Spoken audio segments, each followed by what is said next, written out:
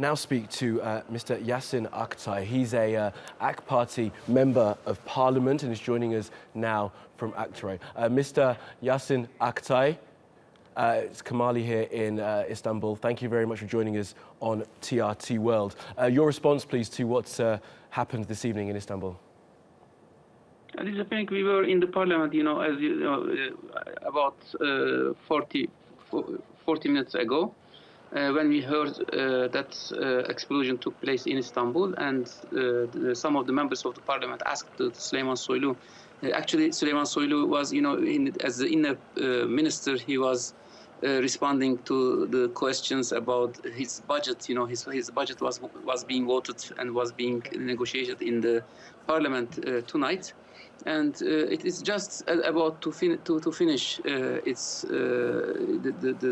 voting of his budget, and about finishing it, he was asked about what happened in Istanbul in that, and he informed and he briefed the parliament about what happened. But he hoped that there should be no much victims about in this explosion, except some injuries.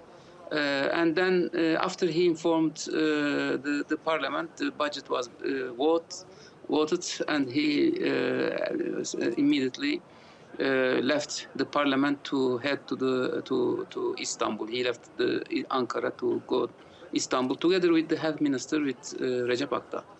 Mr. Aktay, we do understand that there was a car bomb and at least 20 police officers may have been injured. Do you have any more detail as to exactly who was hurt in this incident? Actually, we don't have much more details, but the news are not good. Of course, we hope, of course, that not number of the victims not be too high. And such things, unfortunately, happens after such events. Especially, there was an agreement between the two parties, National Movement Party and AK Party, about the constitutional amendment. And this is a very good, very positive step forward to change in Turkey, to have a good development in Turkey. Usually, such things happened after such events in Turkey. Unfortunately, that is almost a sort of tradition of Turkey. We are being attacked by such terrorists through terrorist activities. I mean, the communication, unfortunately, is taking place with such events or with such activities. Mr. Aktay, if I'm right in understanding, you think this may have been linked to the discussion that was held in Parliament over changing of the Constitution? The Constitution, the proposal of the amendment, which was agreed upon by the two parties, was proposed and was introduced to the head of the parliament, to the chair of the parliament, Ismail Kahraman, this evening. So, of course, I cannot, connect all this very indirect way. But such things, when such a consensus in Turkey, what peaceful developments in Turkey is taking place, such reactions is taking place, because I think it might be related with such reactions from some centers who are not content with these developments. So I of course, not to say that it's a certain knowledge. Of course, this is just a comment about this.